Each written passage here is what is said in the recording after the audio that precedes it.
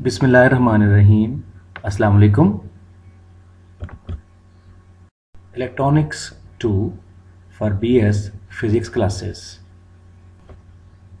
Dear students, इस video में मैं इलेक्ट्रॉनिक्स 2 के जितने भी आज तक टॉपिक्स पढ़ा चुका हूँ उन तमाम टॉपिक्स के MCQs इस वीडियो में शामिल कर रहा हूँ और उम्मीद करता हूँ कि जब आप ये तैयार कर लेंगे MCQs तो आप लोगों के जो कंसेप्ट्स होंगे वो और ज़्यादा क्लियर हो जाएंगे इंशाल्लाह। फर्स्ट MCQ है, if RF is decreased in the circuit of figure shown below the voltage gain will A option increase, B option decrease, C option not change. अगर आप जो फिगर साथ दी हुई है राइट साइड पे, अगर इसको गौर से देखेंगे तो हमने देखें इनपुट कहाँ पे अप्लाई की हुई है। इनपुट हमने पॉजिटिव टर्मिनल को अप्लाई की हुई है और नेगेटिव टर्मिनल को ग्राउंड कर दिया है। इसका मतलब ये हुआ ये ओपैम्प एक नॉन इन्वर्टिंग ओपैम्प है, क्योंकि इनपुट हमने पॉजिटिव टर्मिनल या नॉन इन्वर्टिंग टर्मिनल को अप्लाई की है, इसलिए ये नॉन इन्वर्टिंग एम्पलीफायर होगा। अब नॉन इन्वर्टिंग एम्पलीफायर की जो गेन होती है वो इक्वल होती है 1 + RF / RI। अब इसमें RF है 100 किलो, RI है 4.7 किलो। तो अगर आप यहाँ से गेन निकालेंगे इस नॉन इन्वर्टिंग एम्पलीफायर की, G = 1 + 100 kilo ohm divide by 4.7 kilo ohm. Kilo ohm से किलो ओहम कट गया, 100/4.7 करें, ये ऑलमोस्ट 21 आता है, +1 करें 22 आ गया। तो ये गेन आ गई 22। अगर हम RF को डिक्रीज़ कर दें, 100 से कम कर दें, मीन 95 कर दें, 90 कर दें, 70 कर दें, इसका मतलब डिक्रीज़ कर दें, तो गेन वोल्टेज गेन के ऊपर क्या फ़र्क पड़ेगा, वोल्टेज गेन डिक्रीज़ हो जाएगी, क्योंकि जब RF की वैल्यू कम हो जाएगी तो इसलिए RF और RI वाला फैक्टर डिक्रीज़ हो जाएगा, जिससे जो गेन होगी वो डिक्रीज़ हो जाएगी। तो इसमें बी ऑप्शन जो है इसमें राइट आंसर है। क्वेश्चन नंबर 2 में पूछता है, if we input voltage is equal to 1 mV and RF opens in the circuit of figure above the output voltage will। अब इसमें भी पूछता है कि अगर हम जो RF है, फीडबैक रजिस्टर है, इसको हम रिमूव कर दें, ओपन कर दें। ओपन का मतलब क्या है, डिस्कनेक्ट कर दें। जब हम डिस्कनेक्ट कर देंगे इसका मतलब क्या होगा, हमने फीडबैक ही नहीं की है। और फीडबैक का आप जानते हैं फीडबैक हम क्यों करते हैं। फीडबैक हम गेन को रिड्यूस करने के लिए करते हैं, क्योंकि ओपन लूप गेन बहुत हाई होती है, ऑलमोस्ट 10⁵ के करीब होती है। अब इतनी ज़्यादा गेन को डिक्रीज़ करने के लिए हम फीडबैक करते हैं। और अगर हम RF को फीडबैक रजिस्टर को यहाँ से रिमूव कर दें, उतार दें, इसका मतलब हमने फीडबैक नहीं की है। जब फीडबैक नहीं करेंगे तो आउटपुट का कुछ हिस्सा वापस इनपुट को नहीं मिलेगा, जिसकी वजह से गेन रिड्यूस नहीं होगी, इसकी वजह से जो है वोल्टेज होगा वो आउटपुट वोल्टेज वो इंक्रीज़ कर जाएगा। आउटपुट वोल्टेज इंक्रीज़ कर जाएगा, पहले गेन करने से वो डिक्रीज़ हो गया था, क्योंकि अब portion of output voltage is fed back through the RF to the inverting terminal. Inverting terminal को हमने फीडबैक के ज़रिए कुछ हिस्सा आउटपुट का वापस कर दिया था। जब हम RF को वहाँ से उतार देंगे, इसका मतलब हमने फीडबैक की ही नहीं है, इसका मतलब आउटपुट वापस इनपुट को नहीं मिलेगी, इसलिए आउटपुट वोल्टेज होगा वो इंक्रीज़ कर जाएगा। गेन जो फीडबैक होती है ये गेन को डिक्रीज़ करने के लिए की जाती है। अब जब फीडबैक नहीं करेंगे तो गेन डिक्रीज़ नहीं होगी, इसका मतलब आउटपुट वोल्टेज इंक्रीज़ कर जाएगा। थर्ड MCQ है, if RF is increased in the circuit of figure above the voltage gain. अब अगर RI is increased, input resistance को हम इंक्रीज़ कर दें, जैसा कि हम जानते हैं गेन = 1 + RF / RI होता है। जो RI है इनपुट रेजिस्टेंस है, ये डिनोमिनेटर में है, ये बटे के नीचे है। बटे के नीचे जितनी वैल्यू बढ़ती है आंसर कम होता है। जब आंसर कम हो जाएगा तो गेन भी कम हो जाएगी, इसलिए RI की वैल्यू को बढ़ाने से गेन की वैल्यू जो है वो कम होगी, इसलिए गेन जो होगी वोल्टेज गेन वो डिक्रीज़ हो जाएगी। 1 + RF / RI, RI की वैल्यू बढ़ने से gain will decrease. Fourth MCQ है, if 10 millivolts are applied to the input of the op-amp circuit of figure shown and RF is increased, the output voltage will A option increase, B decrease, C not change। आप देखें ये जो circuit है ये inverting op-amp का है, inverting amplifier है, क्योंकि इनपुट हमने नेगेटिव टर्मिनल को अप्लाई की हुई है, इसलिए ये इन्वर्टिंग एम्पलीफायर है। और इन्वर्टिंग एम्पलीफायर की जो गेन होती है -RF/RI होता है, और जो गेन होती है वो Vout/Vn होती है। Vout/Vn इज इक्वल -RF/RI, और Vout is equal to Vn तो जाकर मल्टीप्लाई हो जाएगा राइट साइड पे, तो Vout is equal -Vn into RF/RI। अब हमें कहा क्या गया है, RF बढ़ा दें, तो आप देखें Vn जो है 10 मिलीवोल्ट है, ये कांस्टेंट है, RI कांस्टेंट है, तो RF को अगर हम बढ़ाएंगे तो Vout भी बढ़ जाएगी, क्योंकि Vout और RF जो है वो आपस में डायरेक्टली प्रोपोर्शनल हैं। RF की वैल्यू बढ़ाने से जो आउटपुट वोल्टेज होगा वो भी बढ़ जाएगा, इसलिए ए ऑप्शन इसमें करेक्ट हो जाएगा। जी फिफ्थ MCQ है, an ideal op-amp requires infinite bandwidth because. हमने जब op-amp पढ़ा था उसकी इंट्रोडक्शन में, उसके कैरेक्टरिस्टिक्स में ये बात कही थी कि op-amp की जो बैंडविड्थ होनी चाहिए ये इन्फिनिट होनी चाहिए आइडियल के लिए। आइडियल के लिए इन्फिनिट और प्रैक्टिकल के लिए वेरी हाई होनी चाहिए। तो यहाँ पे वो पूछता कि अगर आइडियल op-amp है उसके लिए इन्फिनिट बैंडविड्थ क्यों चाहिए। अब बैंडविड्थ होती क्या है, bandwidth is defined as a range, bandwidth is a range within a band of frequencies और वेवलेंथ्स, या हम ये भी कह सकते हैं band is also the amount of data that can be transmitted in a fixed amount of time. For digital devices, the bandwidth is usually expressed in bits per second, mean bps या bytes per second. तो infinite bandwidth op-amp की होना क्यों ज़रूरी है। A option है output can drive infinite number of devices, बी में कहता है signal can be amplified without attenuation, सी में कहता है output common mode noise voltage is 0, D में कहता है output voltage occur simultaneously with input voltage changes. अब इसमें जो बेस्ट ऑप्शन है वो बी है, signal can be amplified without attenuation. Mean जब बैंडविड्थ इन्फिनिट होगी तो आउटपुट सिग्नल एम्पलीफाई हो जाएगा और उसमें अटेन्यूएशन नहीं होगी। अटेन्यूएशन का मतलब क्या है, reduction in the amplitude of the signal, reduction in the amplitude of the signal.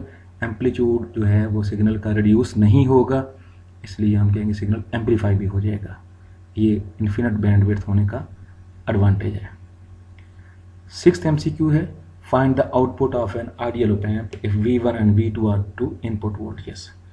अब आउटपुट वोल्टेज मालूम करना है, अगर इनपुट्स V1 और V2 हैं तो हमने ओपन लूप गेन op-amp की डिफाइन की थी। Open loop gain is defined as the ratio of output voltage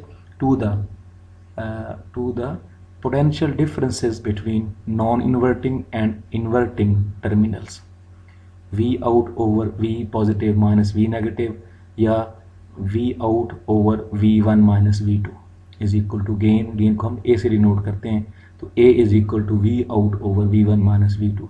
अब जो V1 minus V2 दूसरी तरफ जाकर मल्टीप्लाई हो जाएगा A के साथ, तो A into V1 minus V2 is equal to V out आ जाएगा। तो आप देखें इसमें सी ऑप्शन जो है, बी ऑप्शन जो है इसमें करेक्ट है।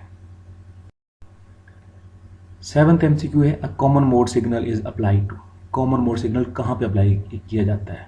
लफ्ज़ कॉमन से पता चल रहा है कि ये दोनों इनपुट टर्मिनल के ऊपर अप्लाई किया जाता है। ए ऑप्शन में कहता है द इन्वर्टिंग इनपुट पे, be the non inverting input पे, सी कहता है दोनों पे, डी नन ऑफ दीज। तो डेफिनेटली कॉमन मोड सिग्नल है, तो कॉमन मोड सिग्नल जो है वो दोनों इनपुट टर्मिनल्स मीन इन्वर्टिंग और नॉन इन्वर्टिंग दोनों के ऊपर अप्लाई किया जाता है। एट्थ MCQ में कहता है the input stage of an op-amp is usually. अब जो इनपुट स्टेज होती है op-amp की वो कैसी होती है। इनपुट स्टेज जो होती है दोनों जो इनपुट्स होती हैं उनका पोटेंशियल डिफरेंस को जो है वो op-amp वो रिस्पॉन्ड करता है, वो उसको एम्पलीफाई करता है, इसलिए जो इनपुट्स का डिफरेंस जो है वो लिया जाता है। इसलिए हम कहेंगे कि जो ए ऑप्शन है डिफरेंशियल एम्पलीफायर के तौर पर ये जो बिहेव करता है। Class B push pull amplifier नहीं, कॉमन ओमीटर एम्पलीफायर नहीं, स्वैम्प्ड एम्पलीफायर नहीं, इसलिए इनपुट स्टेज जो ऑपरेशनल एम्पलीफायर की होती है वो यूजुअली डिफरेंशियल एम्पलीफायर ही होता है। नाइन्थ में the major difference between ground and virtual ground is that virtual ground is only आप जानते हैं वर्चुअल ग्राउंड जो होता है ये एक एक्चुअल ग्राउंड नहीं होता। एक्चुअल ग्राउंड हम किसी टर्मिनल को अगर ओपैम्प का एक टर्मिनल हम ग्राउंड कर देते हैं तो दूसरा टर्मिनल का पोटेंशियल भी ज़ीरो के करीब होना चाहिए, तो डेलिबरेटली हम उसको वहाँ पे पोटेंशियल को बहुत कम कर देते हैं, इसको हम वर्चुअल ग्राउंड कहते हैं। तो वर्चुअल ग्राउंड में आप पोटेंशियल को नियरली इक्वल टू ज़ीरो लेते हो, इसलिए हम इसमें कहेंगे ए ऑप्शन में ये as a voltage reference behave करता है। वर्चुअल ग्राउंड का जो पॉइंट होता है ये वोल्टेज रेफरेंस के तौर पे बिहेव करता है। बी में कहता है करंट रेफरेंस है, नहीं होता। सी पावर रेफरेंस है, नहीं होता। डी डिफरेंस रेफरेंस है, नहीं होता। इसका मतलब वो पोटेंशियल डिफरेंस जो है वो एज अ वोल्टेज रेफरेंस के तौर पे जो वर्चुअल ग्राउंड होता है वो वोल्टेज रेफरेंस के तौर पे लिया जाता है। 10th MCQ है which of the following characteristics does not necessarily apply to an op amp. इनमें से कौन सी कैरेक्टरिस्टिक वो ओपैम्प के लिए अप्लाई नहीं होती है। हाई गेन होती है, हाई गेन तो होती है इसकी। सी बी लो पावर, ये लो पावर नहीं होती। सी हाई इनपुट इम्पिडेंस, डी ये भी होती है। डी लो पावर इम्पिडेंस, ये भी होती है। इसका मतलब high gain, high input impedance और लो आउटपुट इम्पिडेंस, ये तीनों कैरेक्टरिस्टिक्स ओपैम्प की होती हैं लेकिन लो पावर नहीं होती, तो इसमें बी ऑप्शन आ जाएगा करेक्ट आंसर। 11th में a differential amplifier, A option is a part of an op amp. Yes, differential amplifier एक ओपैम्प का ही हिस्सा होता है। B has one input and one output, गलत। C has two outputs, yes. D answer A and B, yes A and B ये दोनों इसमें से जो ए और सी जो है वो करेक्ट है, तो उसकी डी ऑप्शन जो है उसमें राइट आंसर होगा। 12th में कहता है when an op amp is operated in the single ended differential mode, सिर्फ एक उसका जो हमने टर्मिनल है इनपुट टर्मिनल वो जब वो यूज़ करना है तो उस वक्त क्या होगा। A option the output is grounded, no. One input is grounded and a signal is applied to the other, yes. C both inputs are connected together, no. D the output is not inverted, no. तो B is the right answer. One input is grounded and signal is applied to the other, हम ऐसा ही करते हैं। 13 में in the double ended differential mode, अब double ended differential mode में क्या करते हैं। A option a signal is applied between the two inputs, yes. B the gain is 1, no. C the outputs are different amplitudes, no. D only one supply voltage is used, no. इसका A option इसमें correct answer होगा। A signal is applied between the two inputs. 14th MCQ है in the common mode, A option है both inputs are grounded. Common mode में हम दोनों inputs को ground कर देते हैं, no. B the outputs are connected together, no. C an identical signal appears on both inputs, yes. Common mode signal में, common mode gain में या कॉमन मोड में आइडेंटिकल सिग्नल जो होता है वो दोनों इनपुट्स के ऊपर अप्लाई किया जाता है। D the output signals are in phase, no. इसका मतलब C option is the right answer and identical signal appears on both inputs. 15th है common mode gain is, common mode gain कैसी होती है। ए पार्ट वेरी हाई होती है, be very low होती है, सी ऑलवेज यूनिटी होती है, डी अनप्रेडिक्टेबल होती है। तो common mode gain is very low, जबकि जो डिफरेंशियल मोड गेन होती है वो बहुत हाई होती है। तो common mode gain is very very low, तो B is the right answer. 16th MCQ है if AOL open loop gain is equal to 3500 and ACM mean common mode gain is equal to 0.35, the CMRR common mode rejection ratio is। A option है 1225, B 10,000, C 80 decibel, D answer B and C। अब देखिए जो CMRR होती है ये ratio होती है differential mode gain या open loop gain to common mode gain, AC, AD over AC या AOL ओवर AC होती है। इसकी रेशो को कॉमन मोड रिजेक्शन रेशो कहते हैं। तो अगर आप वैल्यूज पुट करें AD की या AOL की 3500 डिवाइड बाई 0.35 करेंगे, ये 10,000 आएगा। अब हम जानते हैं common mode rejection ratio is also expressed in decibels, तो डेसिबल में ये होती है 20 log AD ओवर AC। अब आप अगर इसमें वैल्यूज पुट करें 20 log 3500 डिवाइड बाई 0.35 कैलकुलेटर से सॉल्व करेंगे तो 80 आंसर आता है। ये ज़रूर करके देखिएगा, 80 डेसिबल आंसर आएगा। इसका मतलब 80 भी मौजूद है और 10,000 भी मौजूद है, डेसिबल में भी है और बगैर डेसिबल के भी गेन मौजूद है, कॉमन मोड रिजेक्शन रेशियो मौजूद है। इसलिए हम के बी और सी ये दोनों करेक्ट आंसर हैं। तो डी पे both A and B, both B and C लिखा हुआ है, इसका मतलब क्या हुआ, डी ऑप्शन इसमें करेक्ट होगा।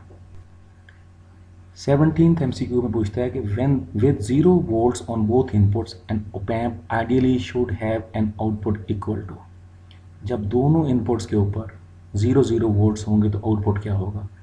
हम जानते हैं V out is equal to A mean gain into V1 minus V2। अब जब V1 V2 दोनों 0 हैं तो 0 माइनस 0 0, 0 इंटू समथिंग 0 हो जाएगा, तो V out भी 0 हो जाएगा। इसलिए C इसमें करेक्ट आंसर होगा।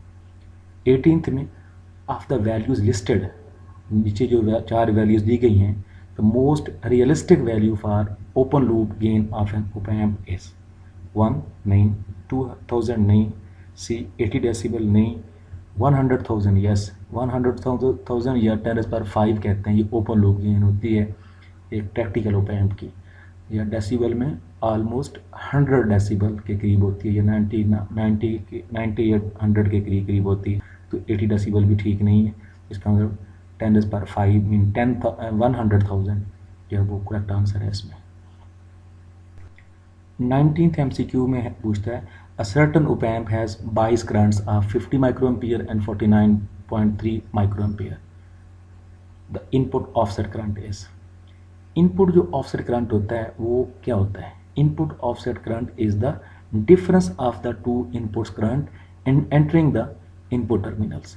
op-amp के इनपुट टर्मिनल्स के अंदर जो दो करंट्स, दोनों इनपुट्स पे करंट एंटर होते हैं due to the mismatch of the components of the op-amp, उस करंट के डिफरेंस को बोलते हैं इनपुट ऑफसेट करंट। अब दोनों करंट्स में से एक करंट है 50 माइक्रोएम्पियर, दूसरा है 49.3 माइक्रोएम्पियर। अगर आप इनपुट ऑफसेट करंट निकालना चाहें तो 50 microampere minus 49.3 microampere equal to 0.7 microampere. इसको नैनो एम्पियर में कन्वर्ट कर लें, 700 नैनो एम्पियर आ गया। इसका मतलब ए ऑप्शन इसमें करेक्ट होगा। 20th में पूछता है the output of a particular op-amp increases 8 volts in 12 microseconds. The slew rate is, slew rate हम जानते हैं the maximum rate of change of potential होता है। पोटेंशियल में change with respect to time mean dV/dt is equal to slew rate. अब potential में change कितनी है 8 वोल्ट, टाइम कितना है 12 माइक्रोसेकंड, 8/12 माइक्रोसेकंड। तो आंसर आएगा 8/12 करके देखें कैलकुलेटर के ऊपर 0.67 वोल्ट पर माइक्रोसेकंड। अब इसमें माइक्रो को आप इसमें आप वैल्यू नहीं लिखोगे क्योंकि यूजुअली जो स्लीव रेट का यूनिट होता है ये हम वोल्ट पर माइक्रोसेकंड ही लेते हैं। इसलिए आंसर भी आप देखें तमाम जो वैल्यूज़ दी गई हैं, ऑप्शन दिए गए हैं, उनमें भी माइक्रोसेकंड मौजूद है, इसलिए हमने वो साथ वैसे ही रखा है। तो 8/12 0.67 आ जाएगा, 0.67 वोल्ट पर microsecond is the slew rate. 21 MCQs है the purpose of offset nulling is to. Offset nulling का पर्पज़ क्या होता है। A option reduce gain, B equalize the input signals, C zero the output error voltage, D answer B and C. तो इसमें हम जो offset नलिंग करते हैं op-amp में वो क्यों करते हैं, ताकि आउटपुट जो एरर वोल्टेज है उसको हम ख़त्म कर सकें, उसको हम ज़ीरो कर सकें। Zero the output error voltage. 22nd MCQs है the use of negative feedback. Negative feedback क्यों करते हैं, जैसे कि मैंने बताया था कि ओपन लूप गेन बहुत हाई होती है, उस गेन को रिड्यूस करने के लिए हम फीडबैक करते हैं।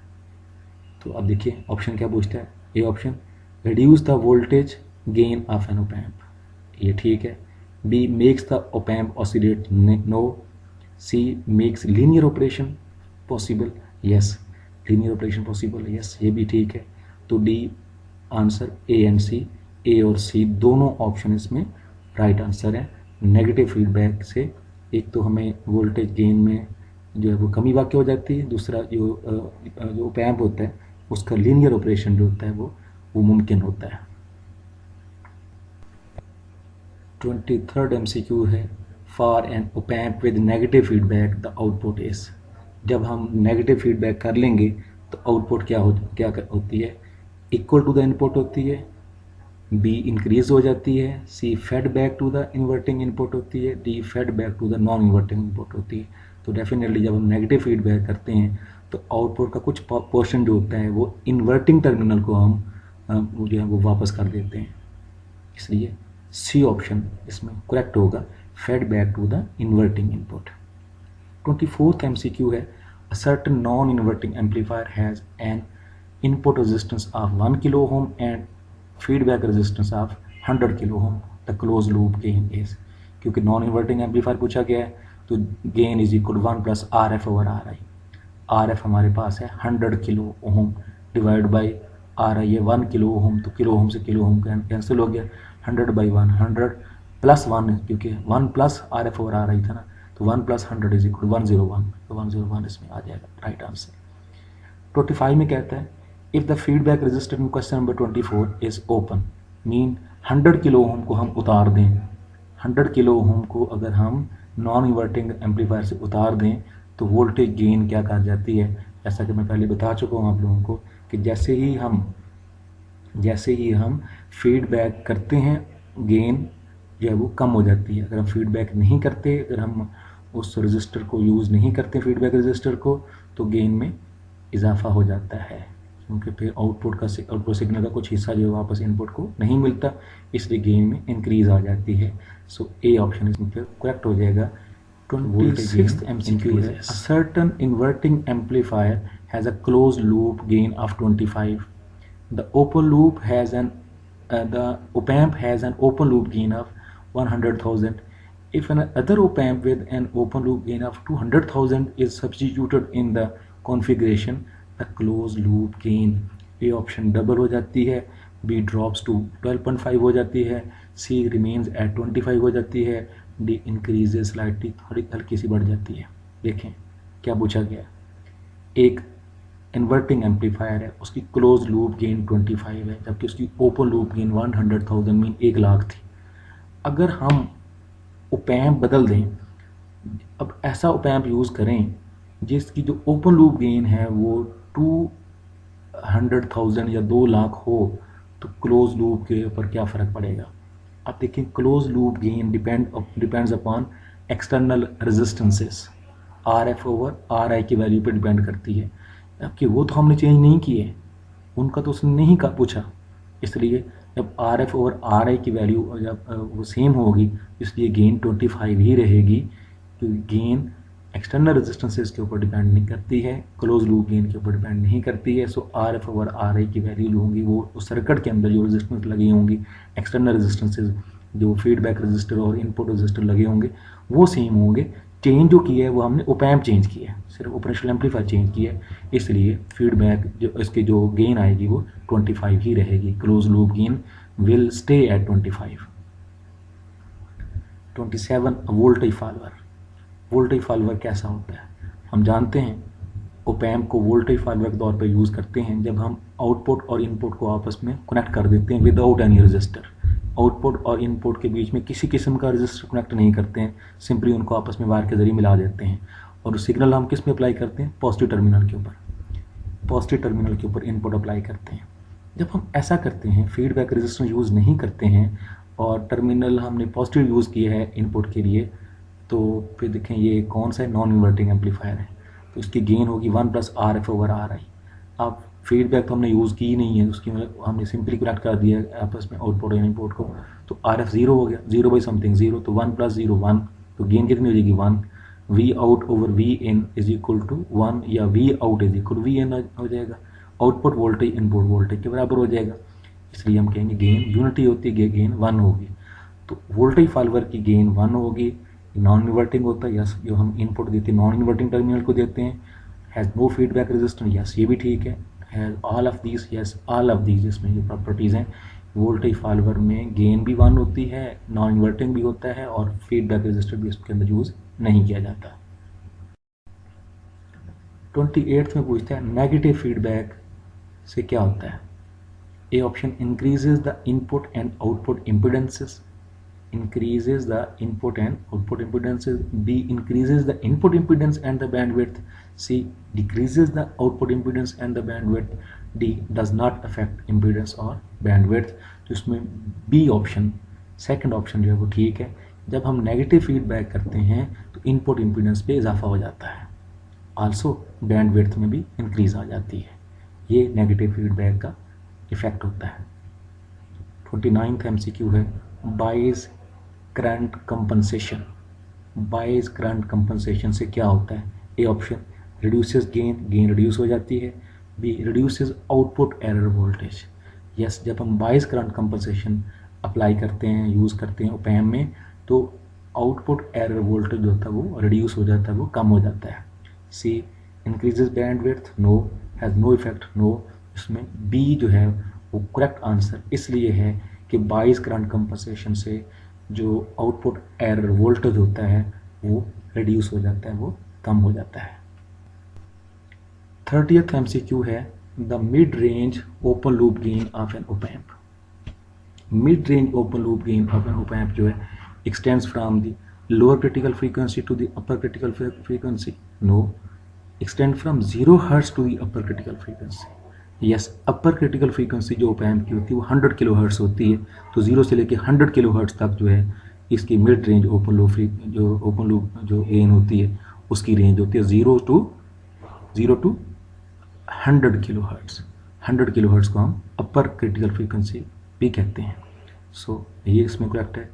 सी में कहता है rolls off at 20 decibel per decade beginning at 0 hertz, no.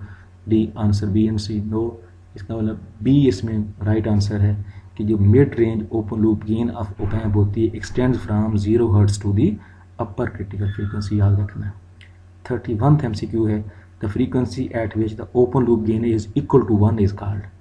Very important, very easy. जब ओपन लूप गेन 1 हो जाती है या 0 डेसिबल हो जाती है उस वक्त फ्रीक्वेंसी को क्या कहते हैं? यूनिटी गेन फ्रीक्वेंसी कहते हैं।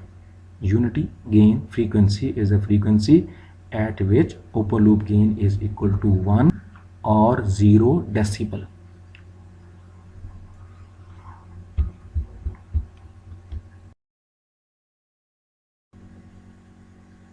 थर्टी सेकेंड MCQs है phase shift through an op amp is caused by. A option the internal RC circuit, B the external RC circuit, C the gain role of the negative feedback। तो output and input के बीच में जो phase shift create होता है op amp में वो due to internal RC circuit होता है, क्योंकि हम जानते हैं जो नेगेटिव फीडबैक होती है may cause instability at high frequencies, because at high frequencies the RC coupling produce phase shift of output with respect to the input। इसलिए हम कहेंगे जो ओपैम्प में जो फेज शिफ्ट प्रोड्यूस होता है due to internal RC produce होता है।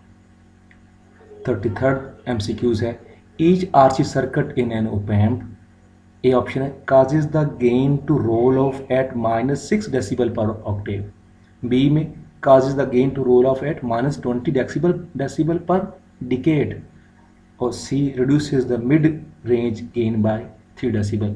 याद रखिएगा जो RC सर्किट ओपैम्प में होता है उससे जो गेन होती है वो डिक्रीज होती है एट -6 डेसिबल पर ऑक्टेव या -20 डेसिबल पर डिकेड। ये दोनों एक ही बात है, -6 डेसिबल पर ऑक्टेव कहें या 20 डेसिबल पर डिकेड कहें, ये एक ही बात है। इसका मतलब क्या हुआ, ए और बी ऑप्शन इसके अंदर करेक्ट होंगे। 34th MCQ है in a certain op amp has a mid range open loop gain of 200,000 and unity gain frequency of 5 megahertz, the gain bandwidth product is। इस MCQs को अगर गौर से पढ़ेंगे तो इसके अंदर ये आंसर इसका छुपा हुआ है। कहते हैं बताइए गेन बैंडविड्थ प्रोडक्ट क्या होगा अगर यूनिटी गेन फ्रीक्वेंसी 5 मेगाहर्ट्ज है और ओपन लूप गेन जो है वो 200,000 मीन 2 लाख है। ए ऑप्शन में 2 लाख हर्ट्स है, बी 5 के साथ 6 जीरो है, मतलब ये 5 × 10⁶ या 5 मेगाहर्ट्ज़ बनती है, सी 1 × 10⁻12 हर्ट्ज़ बनती है, या D not determined from the information. तो इसमें देखें, हम जानते हैं, पहले हम पढ़ चुके हैं, फ्रीक्वेंसी रिस्पॉन्स कर्व में भी पढ़ा था, और पहले भी मैं आपको बता चुका हूँ कि जो गेन बैंडविड्थ प्रोडक्ट होता है is equal to the frequency at which gain is unity. जिस फ्रीक्वेंसी पे गेन यूनिटी होती है उसे हम गेन बैंडविड्थ प्रोडक्ट कहते हैं। अब एमसीक्यूज के अंदर यूनिटी गेन बताया हुआ कि किस फ्रीक्वेंसी पे होती है, 5 मेगाहर्ट्ज़ पे। इसका मतलब 5 मेगाहर्ट्ज़ ही हमारी गेन बैंडविड्थ प्रोडक्ट है। नीचे मैंने हिंट भी दिया है, gain bandwidth product is equal to the frequency at which gain is unity. तो गेन यूनिटी किसके ऊपर है, वो है 5 मेगाहर्ट्ज़ के ऊपर, इसलिए हम कहेंगे गेन बैंडविड्थ प्रोडक्ट जो है वो 5 मेगाहर्ट्ज़, या 5 × 10⁶, या 5 के साथ 6 जीरो लगा दें, ये हमारा बी ऑप्शन इसके अंदर करेक्ट होगा। 35th एमसीक्यू है, the bandwidth of N AC amplifier having a lower critical frequency of 1 kHz and upper critical frequency of 10 kHz is. अब जो बैंडविड्थ होती है ये difference between the upper critical frequency and lower critical frequency होता है, FH minus FL। तो FH हमें बताया हुआ है 10 kHz और FL बताया हुआ 1 kHz, तो डिफरेंस क्या आ जाएगा, 10 kHz minus 1 kHz is equal 9 kHz। तो इसके अंदर सी ऑप्शन हमारा करेक्ट आंसर होगा जी। 36th एमसीक्यू है, the band width of a DC amplifier having an upper critical frequency of 100 kHz is. अब DC एम्पलीफायर की हमें बैंड विड्थ पूछी गई है, जब इसकी अपर क्रिटिकल फ्रीक्वेंसी 1 kHz है, तो इसकी जो बैंड विड्थ होगी वो 100 kHz मीन अपर क्रिटिकल फ्रीक्वेंसी के इक्वल ही होगी। DC एम्पलीफायर की बैंड विड्थ अपर क्रिटिकल फ्रीक्वेंसी के इक्वल होगी, मतलब 100 kHz ही होती है अगर अपर क्रिटिकल फ्रीक्वेंसी 100 kHz होगी तो। 37th में, when negative feedback is used the gain bandwidth product of an op amp. A option increase कर जाएगा, बी डिक्रीज कर जाएगा, सी स्टे सेम रहेगा, डी फ्लक्चुएट करेगा। तो गेन बैंडविड्थ प्रोडक्ट जो है हम जानते हैं, यहाँ पे frequency the gain bandwidth product is that frequency at which gain is unity. तो इसका मतलब वो गेन यूनिटी होगी तो उसको गेन बैंडविड्थ प्रोडक्ट कहेंगे। इसका मतलब नेगेटिव फीडबैक से कोई फ़र्क नहीं पड़ता, वो सेम रहेगी। फीडबैक के होने या ना होने से जो गेन बैंडविड्थ प्रोडक्ट है वो सेम रहेगा, stays the same. C option इसके अंदर करेक्ट आ जाएगा। 38th में, if a certain op amp has a closed loop gain of 20 and upper critical frequency of 10 megahertz, the gain bandwidth product। Again gain bandwidth product पूछा गया क्या होता है, तो हमें पता है the gain bandwidth product is defined as the frequency at which gain is unity. या अगर हम इसको एक और तरीके से, इसका जो फार्मूला होता है, close loop gain multiplied by upper critical frequency होता है। नीचे मैंने नोट में दिया हुआ है, gain bandwidth product is equal to A × FH। तो A हमारे पास कितना है, A गेन है 20 है, और FH अपर क्रिटिकल फ्रीक्वेंसी 10 मेगाहर्ट्ज़ है, तो ये 200 मेगाहर्ट्ज़ गेन बैंडविड्थ प्रोडक्ट हो जाएगा। तो ए ऑप्शन में 200 मेगाहर्ट्ज़ लिखा हुआ है, इसका मतलब ये करेक्ट है। बी में 10 मेगाहर्ट्ज़ है, गलत है। सी में द यूनिटी गेन फ्रीक्वेंसी, बिल्कुल गेन बैंडविड्थ प्रोडक्ट जो होता है वो यूनिटी गेन फ्रीक्वेंसी भी होती है। सी भी ठीक है, ए भी ठीक है, सी भी ठीक है। तो डी में कहता है आंसर ए और सी दोनों ठीक है, इसका मतलब D is the right answer. 39th MCQ है, in a zero level detector the output changes states when the input, A option is positive, B is negative, C crosses zero, D has a zero rate of change। याद रखिएगा, zero level detector में जब भी जो input signal है वो zero level को cross करता है तो उस वक्त जो स्टेट होती है आउटपुट की वो चेंज हो जाती है। आप एक और बात याद रखिएगा, डिटेक्टर जो है ज़ीरो लेवल डिटेक्टर, ये एक साइन वेव को, साइनोसाइडल सिग्नल को ये स्क्वायर में या रेक्टेंगुलर वेव में ये कन्वर्ट करते हैं। या आप ये याद रखिएगा, एक एनालॉग सिग्नल को एक डिजिटल सिग्नल में कन्वर्ट करते हैं। तो जैसे ही हमारा जो सिग्नल AC सिग्नल होगा या हमारा इनपुट सिग्नल होगा, जैसे वो ज़ीरो क्रॉस करेगा तो उस वक्त जो आउटपुट होगी उसकी स्टेट बदल जाएगी।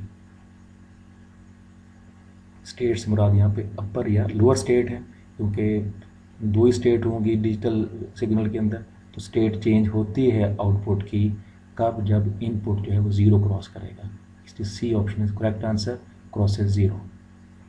40th MCQ है, the zero level detector is one application of, हमने पढ़ा था डिटेक्टर और उसकी एप्लीकेशंस, तो ज़ीरो लेवल डिटेक्टर जो है वो एक एप्लीकेशन है कंपैरेटर की, कंपैरेटर की एक A option comparator, B differentiator, C summing amplifier, D diode. तो कंपैरेटर की एक एप्लीकेशन है ज़ीरो लेवल डिटेक्टर, या नॉन ज़ीरो लेवल डिटेक्टर भी कंपैरेटर की एक एप्लीकेशन है। तो यहाँ पे हमें ज़ीरो लेवल डिटेक्टर पूछा गया है, तो वो एक कंपैरेटर की जो है वो एक एप्लीकेशन है। 41th MCQ है, in an ideal integrator the feedback element is A option resistor, B capacitor, C zener diode, D voltage divider. तो इंटीग्रेटर में फीडबैक एलिमेंट जो हम यूज़ करते हैं आउटपुट और इनपुट के बीच में, वो कैपेसिटर होता है। इंटीग्रेटर में फीडबैक एलिमेंट कैपेसिटर होता है, याद रखिएगा, वेरी इंपॉर्टेंट MCQ है। जबकि डिफरेंशिएटर में जो फीडबैक एलिमेंट होता है वो एक रजिस्टर होता है। तो यहाँ पे इंटीग्रेटर है, तो इंटीग्रेटर में कैपेसिटर यूज़ करते हैं। कैपेसिटर जो होता है वो इंटीग्रेट कर देता है सिग्नल को, हमारा जो इनपुट सिग्नल देंगे उसको ये इंटीग्रेटर करता है, तो उस पर्पज़ के लिए हम कैपेसिटर यूज़ करते हैं फीडबैक एलिमेंट के तौर पे। 42nd MCQ है, in a differentiator the feedback element is, अब ये फॉरन पूछ लिया गया डिफरेंशिएटर में फीडबैक एलिमेंट कौन सा होता है, जैसे कि मैंने बताया वो रजिस्टर होता है। 43rd MCQ है, the output of a differentiator is proportional to, differentiator में डिफरेंशिएट करते हैं आउटपुट सिग्नल जो है वो इनपुट सिग्नल का डेरिवेटिव होता है। आल्सो ये RC टाइम कांस्टेंट के भी प्रोपोर्शनल होता है। The output of a differentiator is proportional to the RC time constant, B the rate at which the input is changing, yes ये भी ठीक है, ये भी ठीक है। C the amplitude of input, नहीं एम्पलीट्यूड पर डिपेंड नहीं करता। और D both A and B, yes both A and B is the right answer. 44th है, when you apply triangular wave to the input of a differentiator the output is, जो differentiator है ये input signal को differentiate कर देता है। Triangular wave to make a basic instrumentation amplifier it takes, ये option 1 op amp integrate certain feedback arrangement create करता है, वो एक स्क्वायर वेव को and 7 resistors triangular wave C 3 op amps and 7 resistors पूछा गया है। 7 कैपेसिटर्स जब आप ट्रायंगुलर वेव अप्लाई करेंगे 7 रेजिस्टर्स और 3 ओपैम्प और 7 रेजिस्टर यूज डीसी लेवल की फिक्स वैल्यू होती है। एक ट्रायंगुलर वेव सी में स्क्वायर वेव हमने द फर्स्ट हार्मोन पोटेंशियोमीटर कहा था वो वेरिएबल होता है, तो इसमें बाकी 7 C is the right answer. मीन स्क्वायर वेव रेजिस्टर होते हैं और एक ट्रायंगुलर वेव स्क्वायर वेव में कन्वर्ट इंस्ट्रूमेंटेशन एम्पलीफायर को बनाने में। 46th है, typically an instrumentation amplifier has an external resistor used for, A option establishing the input impedance, no, B setting the voltage gain, yes, C setting the current gain, no, D interfacing with an instrument, no। तो जो basic जो instrumentation amplifier जो होता है उसका जो external circuit जिसको हम फीडबैक रजिस्टर कहते हैं, सॉरी जिसको हम पोटेंशियोमीटर रजिस्टर कहते हैं, उसका मकसद क्या होता है, setting the voltage gain. 47th MCQ है, instrumentation amplifiers are use primarily in, ये कहाँ पे यूज़ होते हैं, A option high noise environments में, बी मेडिकल इक्विपमेंट्स में, सी टेस्ट इंस्ट्रूमेंट्स में, डी फिल्टर सर्किट्स में। तो डेफिनेटली हाई नॉइज इन्वायरमेंट्स में इंस्ट्रूमेंटेशन एम्पलीफायर यूज़ किए जाते हैं, ये वेरी वेरी इंपॉर्टेंट MCQ है। 48th है, the term OTA means, OTA stands for operational transistor amplifier, no, operational transformer amplifier, no, C operational transconductance amplifier, yes, D output transducer amplifier, no। तो इसके अंदर C option is the right answer, operational transducer amplifier जो है वो OTA का मुखफ़फ़ है।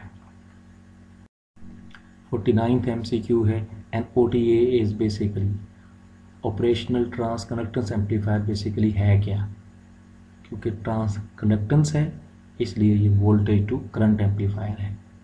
B में current to voltage amplifier, no, C में current to current amplifier, no, D voltage to voltage, no. तो ये voltage to current amplifier OTA होता है। 50th में, the operation of logarithmic amplifier is based on, A option, the non-linear operation of op-amp. B, the logarithmic characteristic of PN junction. C, the reverse breakdown characteristic of PN junction. D, the logarithmic charge and discharge of RC circuit. नहीं, इसका B is the right answer. logarithmic characteristic of PN junction पे depend करता है.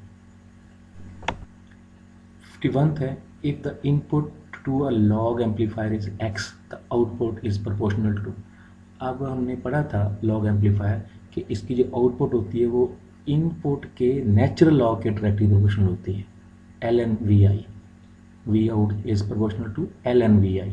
तो ln, अब vi को हमने यहाँ पे x से डिनोट किया है, इसलिए जो हमारा आउटपुट होगी वो प्रोपोर्शनल टू ln x होगी, नेचुरल लॉग ऑफ x के. ये B option is the right answer. 52, if the input to anti log amplifier is x, the output is proportional to. अब एंटी लॉग में क्या होगा, anti log में जो output होती है वो इनपुट के एंटी लॉग के डायरेक्टली प्रोपोर्शनल होती है, और एंटी लॉग को हम एक्सपोनेंशियल की फॉर्म में भी डिनोट कर सकते हैं, एक्सपोनेंशियल पावर x. तो एंटी लॉग एम्पलीफायर की जो इनपुट है वो, जो आउटपुट है वो इनपुट के एक्सपोनेंशियल पावर x के डायरेक्टली प्रोपोर्शनल होती है, e पावर x के. 53rd में, a log amplifier may use dash junction of a BJT in the feedback loop. तो log amplifier में हम बाइपोलर जंक्शन ट्रांजिस्टर का कौन सा जंक्शन यूज़ करते हैं? ए ऑप्शन है base collector, no. B base emitter, no. C emitter collector, yes. D emitter grounded, no. आप जानते हैं हमने जब ये लॉग एम्पलीफायर पढ़ा था तो हमने एक ट्रांजिस्टर यूज़ किया था जिसकी बेस ग्राउंडेड थी, बेस को ग्राउंड कर दिया था, इसका बेस ग्राउंडेड थी तो उसका कोई फंक्शन नहीं. तो इसका क्या था, कलेक्टर टू अमीटर जो था वो हमने, अमीटर टू कलेक्टर जो जंक्शन है ये यूज़ किया था. तो याद रखिएगा लॉग एम्पलीफायर में हम कलेक्टर टू अमीटर जंक्शन जो है वो यूज़ करते हैं BJT में. 54th है, an anti log amplifier has a dash in seas with the input BJT, yes होता है. डायोड, यस होता है. सी डायोड और BJT दोनों में से कोई एक, और डी रजिस्टर. तो एंटी लॉग एम्पलीफायर में आप इनपुट में सीरीज में खा BJT यूज़ करें या डायोड यूज़ करें, जो मर्जी यूज़ कर सकते हैं. तो सी ऑप्शन में डायोड और BJT लिखा होगा, इसका ये राइट आंसर है. 55th MCQ है, the process known as signal compression is used within dash amplifier. Signal compression हम किस में करते हैं, किस एम्पलीफायर में करते हैं? लॉग में, एंटी लॉग में, इंस्ट्रूमेंटेशन में, आइसोलेशन में? तो वेरी सिंपल है, हम लॉग एम्पलीफायर के ज़रिए सिग्नल को कंप्रेस किया जाता है, इनपुट सिग्नल को कंप्रेस करते हैं with the help of log amplifier.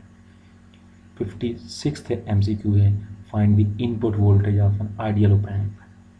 It's one of the input and output voltage are 2 volt and 12 volt, जबकि गेन जो है वो 3 है. तो अब हम जानते हैं output is equal to V out, output voltage is equal to gain into V1 minus V2. अब उसने एक हमें इनपुट दी है और एक हमें आउटपुट वोल्टेज दी है और गेन बताई है, तो हमें दूसरी इनपुट मालूम करनी है. तो V आउट जो है वो 12 वोल्ट आ गया, इज इक्वल टू गेन 3 है, और V1 को मैं 2 लिख लेता हूँ माइनस V2. तो फिर क्या होगा, 3 जाके डिवाइड हो जाएगा 12 पे, 12 डिवाइड बाई 3 4 आ जाएगा, 4 is equal to minus V2 उधर आ जाएगा लेफ्ट की तरफ और 4 राइट साइड के पे आ जाएगा. V2 is equal to 2 minus 4 is equal to minus 2 volt. तो सी ऑप्शन इसमें करेक्ट आंसर होगा. 57th MCQ है, the ratio of differential gain and common mode gain is called. Ratio of differential gain and common mode gain is called. A option amplitude, B differential mode rejection, C common mode rejection, D phase. तो very simple है, differential mode gain और common mode gain का जो ratio है इसको common mode rejection ratio या common mode rejection यहाँ पे लिखा गया है, कॉमन मोड रिजेक्शन रेशियो कहते हैं या कॉमन मोड रिजेक्शन कहते हैं. सी इसके अंदर राइट आंसर है, कॉमन मोड रिजेक्शन या कॉमन मोड रिजेक्शन रेशियो होती है. याद रखिएगा ये formula, ratio of the differential mode gain to the common mode gain. AD over AC is equal to CMR और common mode rejection ratio. 58th में कहता है, if the input to a comparator is a sine wave, the output is. तो मैंने बताया था comparator क्या करता है, कंपैरेटर एक एनालॉग सिग्नल को डिजिटल सिग्नल में कन्वर्ट कर देता है. तो इन सब जो हमें दिए हुए हैं ये जो ऑप्शंस हैं, ए ऑप्शन रेक्टेंगुलर वेव है, बी रैंप वोल्टेज है, सी साइन वेव है, डी साटूथ वेव है। तो उसमें रेक्टेंगुलर वेव जो है ये हमारी डिजिटल सिग्नल है। तो रेक्टेंगुलर या स्क्वायर वेव में ये कन्वर्ट कर देता है कंपैरेटर इनपुट साइन वेव को। तो साइन वेव जो है वो रेक्टेंगुलर वेव में कन्वर्ट हो जाती है in case of comparator. 59th MCQ है an ideal op amp has A option infinite output impedance, B infinite bandwidth, C zero input impedance, D all of these. जब हमने op amp पढ़ा था, ideal op amp की characteristics पढ़ी थी, तो उसके अंदर हमने कहा था इसकी गेन इन्फिनिट होती है, ओपन लूप गेन इन्फिनिट होती है, जबकि इसकी जो इनपुट इम्पीडेंस होती है वो भी इन्फिनिट होती है, आउटपुट इम्पीडेंस जो होती है वो ज़ीरो होती है और बैंडविड्थ इन्फिनिट होती है। अब इसमें देखें हमें ए ऑप्शन में कहा जाता है इन्फिनिट आउटपुट इम्पीडेंस, गलत है क्योंकि इन्फिनिट इनपुट इम्पीडेंस होती है, आउटपुट इम्पीडेंस ज़ीरो होती है। सी में zero input impedance no infinite होती है ये, तो से ये बी ऑप्शन बचा इन्फिनिट बैंडविड्थ, ये हमारा करेक्ट आंसर होगा। 60th MCQ है what is the output wave form. अब इसमें पूछता है कि आउटपुट वेव फॉर्म क्या होगी। A option sine wave, B square wave, C triangular wave, D sawtooth wave. तो सामने जो फिगर दी हुई है इसकी पूछ रहा है कि अगर हम इसको इनपुट दें, जो भी इनपुट दें तो आउटपुट क्या होगी। क्योंकि फीडबैक एलिमेंट कैपेसिटर यूज़ किया गया है, गौर से देखें जो फिगर है उसमें फीडबैक जो एलिमेंट है वो कैपेसिटर है, और कैपेसिटर किस में यूज़ करते हैं, इंटीग्रेटर में। और इंटीग्रेटर क्या करता है, इंटीग्रेटर जो है वो एक स्क्वायर वेव को ट्रायंगुलर वेव में कन्वर्ट करता है। तो आउटपुट वेव फॉर्म फिर क्या आ जाएगी हमारे पास, triangular wave. C option is the right answer. 61th MCQ है a non inverting close loop op amp circuit generally has a gain factor. Gain factor कितना होता है, तो याद रखिएगा op amp का जो क्लोज लूप नॉन इन्वर्टिंग की जो क्लोज लूप गेन होती है वो 1 से ग्रेटर होती है, कि close loop gain is equal 1 + RF/RI। तो जो RF की वैल्यू हमेशा RI से ज़्यादा होती है, तो जब आप इनकी वैल्यू यूज़ करोगे तो 1 + समथिंग जो है वो 1 से ज़्यादा हो जाएगी। तो गेन ऑलवेज ग्रेटर देन 1 होती है नॉन इन्वर्टिंग ऑपरेशनल एम्पलीफायर की close loop gain is always greater than 1। 62th MCQ है a portion of the output voltage that provide circuit stabilization is considered to be. हमने कहा था कि high gain पे जो सिग्नल या सर्किट के अंदर अनस्टेबिलिटी पैदा हो जाती है, तो स्टेबलाइजेशन प्रोड्यूस करने के लिए हम क्या करते हैं, हम फीडबैक करते हैं। तो portion of the output voltage that provides circuit stabilization is considered to be. अब हम जब आउटपुट का कुछ हिस्सा इनपुट को वापस कर देंगे स्टेबलाइजेशन के लिए, उसे क्या कहते हैं, इसको हम फीडबैक कहते हैं।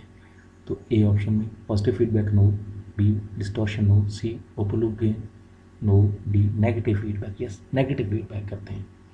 हमने कहा था नेगेटिव फीडबैक जो है वो हम करते हैं to reduce the gain, to reduce the open loop gain and hence provide circuit stability.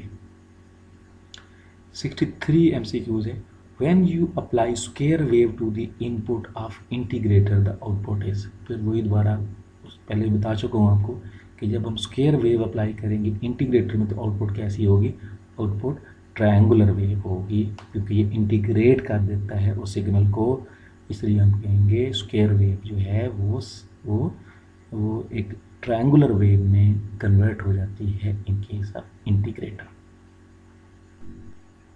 64th MCQ है an integrator circuit op amp has A option 2 inputs and 2 outputs, B 1 input and 1 output, C 2 inputs and 1 output. तो हम जानते हैं जो op amp होता है इसको हम इंटीग्रेटर सर्किट भी कहते हैं, IC भी कहते हैं, उसकी 2 इनपुट्स होती हैं, एक इन्वर्टिंग और एक नॉन इन्वर्टिंग, और एक आउटपुट होती है। So 2 inputs and 1 output. 65th MCQ है CMRR can also be expressed in decibel as. Decibel में CMRR को कॉमन मोड रिजेक्शन रेशियो को कैसे डिनोट करते हैं? log AD over AC, no. B log AC over AD, no. C में 20 log AD over AC, yes. या हम ये भी कह सकते हैं 20 log AOL over ACM, open loop gain divide by common mode gain into 20 log। तो CMRR in term of decibels is expressed as 20 log AD over AC, इसलिए C option इसके अंदर राइट आंसर है। 66 MCQ है which of the following characteristic is not exhibited by an ideal op-amp। Given 4 हमें characteristics दी हुई हैं। A option infinite voltage gain, B infinite bandwidth, C infinite output resistance, D infinite input resistance। इनमें से कौन सी characteristic जो है वो op-amp की कैरेक्टरिस्टिक में शामिल नहीं है या नहीं होती है? वेरी ऑब्वियस है, सी इन्फिनिट आउटपुट रेजिस्टेंस ये नहीं होती, बल्कि इन्फिनिट इनपुट इम्पीडेंस होती है। आउटपुट इम्पीडेंस या आउटपुट रेजिस्टेंस ज़ीरो होती है आइडियल की। प्रैक्टिकल की लो होती है लेकिन आइडियल की ज़ीरो होती है, इसलिए ज़ीरो हम यहाँ पे आ गए। तो इसका मतलब ये इन्फिनिट पूछा गया है, इन्फिनिट आउटपुट रेजिस्टेंस ये नहीं है। हमें पूछा गया था जो नहीं है, इसलिए सी इसमें नहीं है कैरेक्टरिस्टिक ऑफ आइडियल ओपैम्प, इसलिए C is the right answer. 67th MCQ है which factor determine the output voltage of an op amp. Output voltage हम किससे हम मेजर करते हैं या डिटरमिन करते हैं? A positive saturation, B negative saturation, C both positive negative saturation, D supply voltage. देखें, अगर दोनों इनपुट वोल्टेजेस जो हैं उनके बीच में डिफरेंस ज़ीरो होगा तो हमें आउटपुट जो है वो नहीं मिलती या बहुत कम मिलती है। लेकिन जैसे डिफरेंस इनपुट का डिफरेंस थोड़ा सा एक्सीड करता है, थोड़ा सा बढ़ता है, उस वक्त जो ओपैम्प होता है फ़ौरन सैचुरेशन में चला जाता है। सैचुरेशन मीन कि वो हमें जो हमारी VCC होती है जो उसके इक्वल हमें वो वोल्टेज देता है, उससे एक्सीड नहीं कर सकता। मसलन अगर 15 वोल्ट की बैटरी लगी हुई है, प्लस 15 वोल्ट और माइनस 15 वोल्ट, तो आउटपुट फ़ौरन जो है वो प्लस 15 वोल्ट या नेगेटिव से 15 वोल्ट हो जाएगी। वो डिपेंड करता है कि हमारे जो इनपुट्स हैं उनमें से कौन सी इनपुट ज़्यादा है। पॉजिटिव वाली ज़्यादा है तो पॉजिटिव VCC मिलती है, और नेगेटिव वाली अगर पॉजिटिव वाली से ज़्यादा हो जाएगी तो फिर नेगेटिव VCC मिलेगी। ये हमने कंपैरेटर के अंदर पढ़ा था, इसलिए आउटपुट जो है वो उस लिहाज से हमें मिलेगी, या पॉजिटिव VCC या नेगेटिव VCC। तो यही वो हमें ऑप्शन में पूछा गया है कि क्या हमें पॉजिटिव सैचुरेशन मिलेगा, नेगेटिव सैचुरेशन मिलेगा। सैचुरेशन का मतलब क्या है कि आउटपुट जो है वो इमीडिएटली जो है वो पॉजिटिव VCC या नेगेटिव VCC के इक्वल हो जाएगी as soon as we the potential difference between the inverting and non inverting terminals exceeds zero. तो उस वक्त हम कहते हैं ये सैचुरेशन में चला गया। तो वो पॉजिटिव सैचुरेशन भी हो सकती है, नेगेटिव सैचुरेशन भी हो सकती है, इसलिए C is the right answer, positive saturation and negative saturation. 68th MCQ है an ideal op amp is an ideal. Op amp में क्या होता है कि इसको कौन सी चीज़ किस चीज़ में कन्वर्ट होती है? तो हमने वोल्टेज अप्लाई करते हैं और वोल्टेज को वोल्टेज ही मिलता है। हम जानते हैं V out is equal to A into V1 minus V2, तो इसलिए हम कहेंगे ये ऑप्शन पूछता है, कहता है करंट कंट्रोल्ड करंट सोर्स है, no. Current control voltage source है, नो। सी में वोल्टेज कंट्रोल वोल्टेज सोर्स है, yes. D voltage control current source है, नो। तो voltage control voltage source is the right answer for an ideal op amp. 69th में कहता है how many op amps are required to implement this equation V out is equal to Vin। अगर गौर करें V out output voltage और Vin input voltage, output voltage input voltage के बराबर कब होता है या किस में होता है? वोल्टेज फॉलोअर में होता है। वोल्टेज फॉलोअर में एक ओपैम्प यूज़ करते हैं और आउटपुट और इनपुट के बीच में किसी किस्म का फीडबैक रजिस्टर यूज़ नहीं करते, सिंपली इनको आपस में कनेक्ट कर देते हैं। आउटपुट को इनपुट के साथ, आउटपुट को नेगेटिव टर्मिनल के साथ कनेक्ट कर देते हैं, जबकि पॉजिटिव टर्मिनल के ऊपर हम जो है वो जो है वो इनपुट सिग्नल अप्लाई करते हैं, इसलिए जो गेन होती है वो जो आउटपुट वोल्टेज होता है वो इनपुट वोल्टेज के इक्वल आता है, इसलिए हम कहते हैं जो गेन है वो यूनिटी होती है। Gain is equal to 1 plus R F over R I. तो आर एफ तो ज़ीरो है, जीरो बाई समथिंग ज़ीरो, तो 1 आ जाएगा। 1 कब होता है? जब वी आउट वी इन के इक्वल होता है, इसलिए जब वी आउट वी इन के इक्वल होगा तो वो वोल्टेज फॉलोअर है, और वोल्टेज फॉलोअर में हम एक ऑप एम्प यूज़ करते हैं। 70th MCQ है, अ differential amplifier has a differential mode gain of 20,000, CMRR is equal 80 decibel, common modes gain is given by. तो इसमें हम वही फार्मूला जो हमने पीछे पढ़ा है, CMRR का इन टर्म ऑफ लॉग या in decibels, CMR is equal 20 log AD over AC होता है। तो आप इसमें अगर वैल्यूज पुट करें, CMRR की वैल्यू 80 डेसिबल है, 80 इज इक्वल 20 log AD की वैल्यू हमारे पास है 20,000 डिवाइडेड बाई AC। अब 20 जो है वो इधर आके राइट लेफ्ट साइड पे आके डिवाइड हो जाएगा, 80/20 इज इक्वल टू 4 आ जाएगा, 4 is equal to log 20,000 divide by AC। आप दोनों तरफ एंटी लॉग ले लें, anti log 4 is equal to 20,000 divide by AC। अब एंटी लॉग 4 जो है वो किसके इक्वल है? वो 10,000 के इक्वल है। 10,000 is equal to 20,000 divide by AC। AC को उधर ले जाएं और 10,000 को उधर डिवाइड कर दें, 20,000 divide by 10,000 is equal to 2। तो कॉमन मोड गेन हमारे पास आ जाएगी 2। तो इसमें A is the right answer.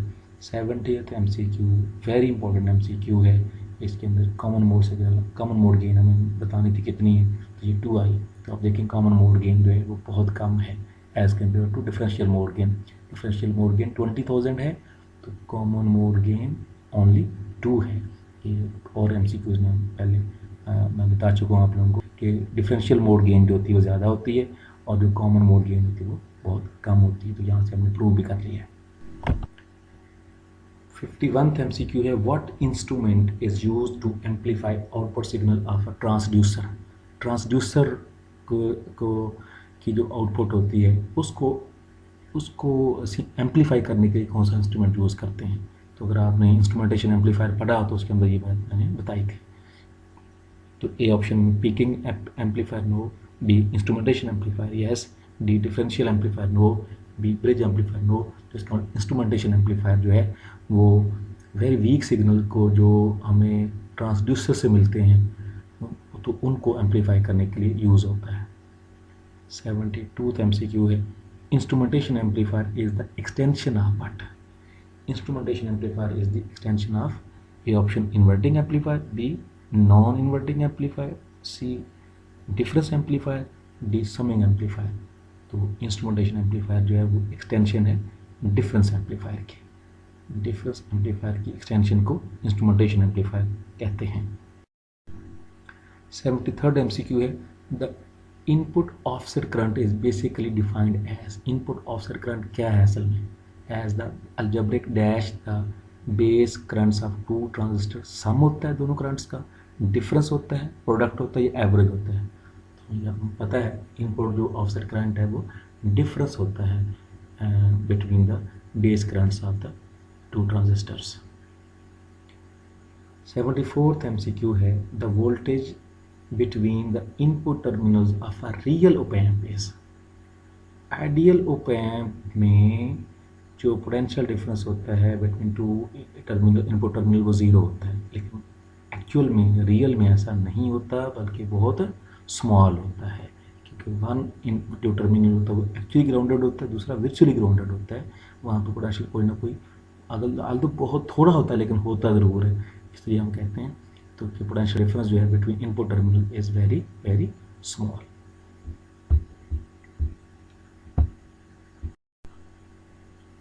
Ji last MCQ है 75th MCQ, differential amplifiers are used in.